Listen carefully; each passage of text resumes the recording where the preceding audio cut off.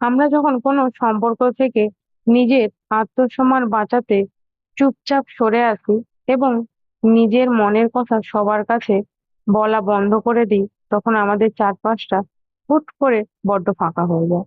যে মানুষটার সাথে একসময় দিন রাত কথা হতো, সে আজ একেবারে অচেনা।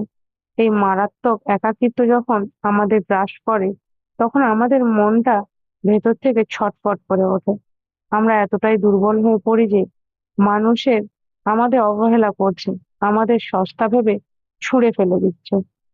আমরা আবার তার কাছেই ফিরে যাওয়ার জন্য ব্যাকুল হয়ে উঠি। কিন্তু সাইকোলজি বলে একাকিত্ব কোনো অভিশাপ নয়, বরং এটা ঈশ্বর প্রদত্ত এমন এক ঋণাত্মক অস্ত্র, যা যদি আপনি সঠিক জায়গায় ব্যবহার করতে পারেন, তবে এই দুনিয়া আপনার পায়ের নিচে এসে ঝুঁকবে। আজ আমরা জানাবো একা থাকার এমন তিনটি জাদুকরী মনস্তাত্ত্বিক শক্তি, যা শোনার পর আপনি একাকিত্বকে ভয় পাওয়ার বদলে নিজের জীবনের সবচেয়ে বড় হাতিয়ার বানিয়ে নেবেন। প্রথম শক্তি হলো একাকিত্ব আপনাকে নিজের ওপর সম্পূর্ণ ফোকাস করার সুযোগ দেয়। সাইকোলজি বলে মানুষ যখন ভিড়ের মধ্যে থাকে, যখন সে সারাক্ষণ অন্য কারোর ভালো লাগা বা খারাপ লাগার চক্করে ঘোরে, তখন সে নিজের আসল ক্ষমতাটাই ভুলে যায়। আজ আপনি একা হয়েছেন বলেই কিন্তু নিজের কেরিয়ার, নিজের স্বপ্ন আর নিজের খামতিগুলোকে নিয়ে চিন্তা করার সময় পাচ্ছেন।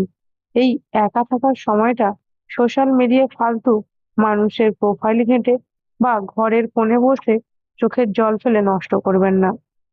এই দুঃখ আর একাকিত্বকে নিজের ভেতরের আগ্নেয়গিরি বানিয়ে ফেলুন। দিন রাত এক করে নিজের কাজের পেছনে এমন ভাবে যান লড়িয়ে দিন, যাতে আগামী দিনে আপনার এই একাকিত্বের দিনগুলি আপনার সবচেয়ে বড় সাফল্যের ইতিহাস তৈরি করে। দ্বিতীয় মারাত্মক ক্ষমতা হলো একা থাকার অভ্যাস আপনাকে মানসিকভাবে একেবারে অজেয় করে তোলে। মনস্তত্ত্ব অনুযায়ী এই দুনিয়ায় মানুষের সবচেয়ে বড় দুর্বলতা হলো অন্য কারোর ওপর অতিরিক্ত মানসিক নির্ভরতা, যা আমরা কখনোই আমাদের সুখ বা হাসির চাবিকাঠি অন্য কারোর হাতে তুলে দিই। তখনই সে আমাদের ইচ্ছা মতো কাঁদতে বা অবহেলা করতে পারে।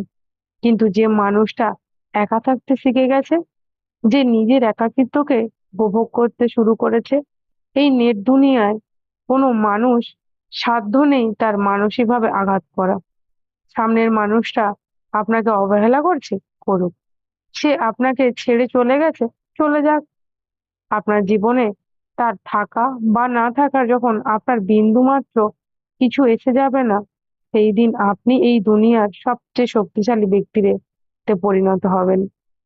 শেষে এবং সবচেয়ে কঠিন মনস্তাত্ত্বিক সত্য হলো দুনিয়ায় সমস্ত বড় এবং সফল মানুষ জন্ম কিন্তু এই একাকিত্বের অন্ধকারেই থেকে হয়েছে। সাইকোলজি বলে ভিড়ের মধ্যে কোনো ইতিহাস তৈরি হয় না, ইতিহাস তৈরি হয় একান্তে, পর্দার আড়ালে গভীর পরিশ্রমে। আর যে মানুষগুলো আপনাকে একা ভেবে উপহাস করছে, আপনার নীরবতাকে আপনার দুর্বলতা ভাবছে, তাদের মুখে মুখে কোনো জবাব দেওয়ার প্রয়োজন নেই। নিজের জেদটাকে মনের ভেতরে পুষে রাখুন।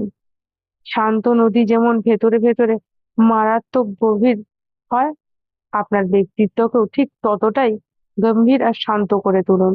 একা থাকার এই কষ্টটাকে নিজের জিদে রূপান্তরিত করুন।